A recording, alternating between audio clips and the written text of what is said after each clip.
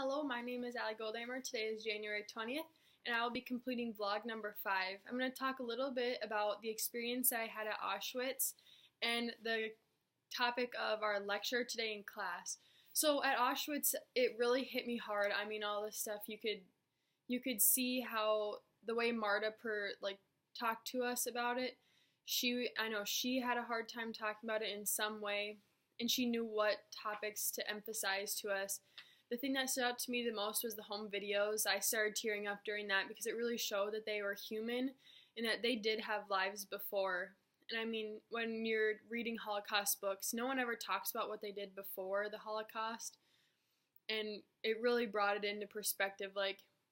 Not that this could happen at any time to us, but that they were just like us. They were just like anybody before what happened to them.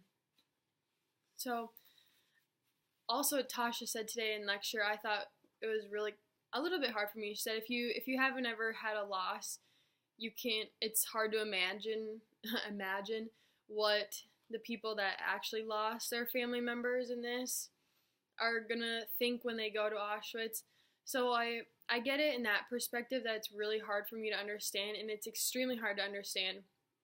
But in class today, I felt extremely sad and I felt like I should be grieving something after talking about all the things, how to grieve people and respecting their wishes and thinking about what I want when I pass.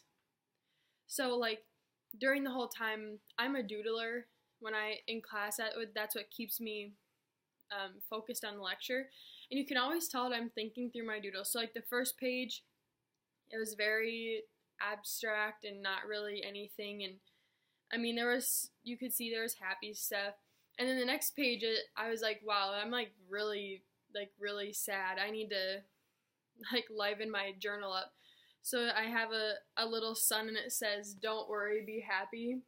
So I mean, I could tell that it was getting tough. And then by the end, it was almost like I was accepting the fact well, everyone's gonna die, and you really have to put it in perspective and think about what you would want. Think about what others would want.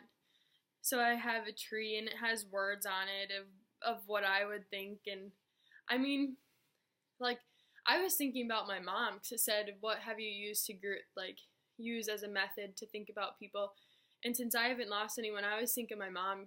And so she always had cards. She always sent us cards, and I keep all of them.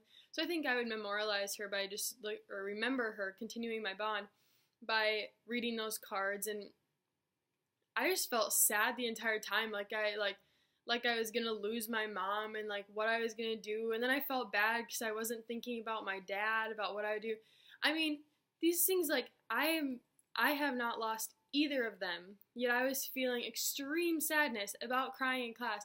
And then listening to other people too, you could definitely tell how they felt. And some people, when we were doing our project, our assignment in class, you could tell how sad they were about, and that they didn't really want to talk about it because you knew they were feeling very intense emotions, and it was hard for them to portray it to me as well as all the other people in our group.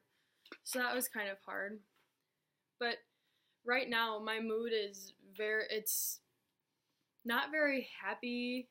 You feel like you shouldn't really be talking about anything because you're almost stunned about what's going on right now. But these methods of continuing the bond, I know I'm definitely going to think about it a lot more whenever I'm thinking of people, and definitely when I lose my first loved one.